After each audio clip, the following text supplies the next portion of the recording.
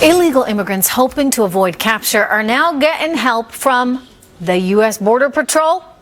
An advocacy advisory on the agency's own website offers a whole list of places that are off limits for agents to search. Those include schools, churches, hospitals, and protests. It's all part of the Department of Homeland Security's sensitive locations policy. And Sheriff Paul Babeu from Pinal County, Arizona says, you know what? It's just plain old ridiculous. Sheriff, good to see you. Good to see you. What bothers you the most about all this?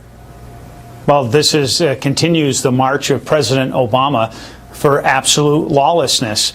Not only there's a lack of enforcement or consequences for law, now he's provided actual sanctuaries throughout the entire country, not just cities, throughout the entire country of no-go places for us in law enforcement to enforce the law. And our not heroes only is in the he Border putting Patrol. them out there, he's not only putting them out, he's telling everybody where they are as well. So if you're an illegal immigrant, you know you can go to X, Y, or Z for shelter. Yes. And it's not just those locations. It's also marches, rallies, parades, anywhere where they're protesting the fact that we're going to enforce the law on them. You can't arrest them there. How does this affect your ability to do your job? Well, it undermines the rule of law. You and I, every American listening, the law applies to us. There's consequences. And yet this has gutted immigration law. And this is the lawlessness that President Obama has presided over. And it sends a message to the millions of future illegals, not yet here. Make it to the border, you're home free. In fact, we're going to give you more benefits than our senior citizens get for Social Security.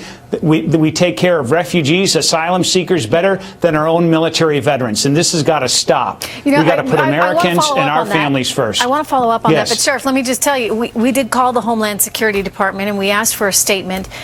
We are still waiting to hear back from them. I guess this puts them in a bit of a pickle because, you're supposed to be enforcing the law, not essentially enabling illegals to hide out here. You made an interesting point there. You basically said it's sending a signal. Is it sending a signal to the world that, come here and it will all be okay? Clearly, that's exactly what's happened, and it defies our proud history of a nation of immigrants. That's our strength. We still do. We accept 1 million legal immigrants who come here the right way, and we're not going to be shouted down by this president. And the fact that this is as insane as me as a sheriff of Pinal County, Arizona, putting on my website how to get out of getting arrested for a crime, what to tell deputies, where to go to avoid arrest. This is ridiculous. I mean, it seems kind of common sense to me. If you want real immigration reform, that's one thing. We can work on immigration reform. But on the other hand, you can't just say, okay, forget reform. We're just going to invite people to come here and then tell them where to hide out until we get the reform. Because then really you do have lawlessness, as you just point out. That's what's happened. And in addition, 80,000 plus criminal dangerous illegals have been released. These are the murderers, the rapists, and the people who commit robbery that Donald Trump has talked about. A small portion of the 20 million illegals who are here that Obama has released. It's the mass prison break that Obama has led, releasing them into our communities, making our job in law enforcement, which is already difficult enough, nearly impossible. And he attacks us, puts a target on our back, and this has got to end. We got to stand up for our country, support your law enforcement, support your Border Patrol, and fire this president and all these liberal Democrats that have betrayed our country.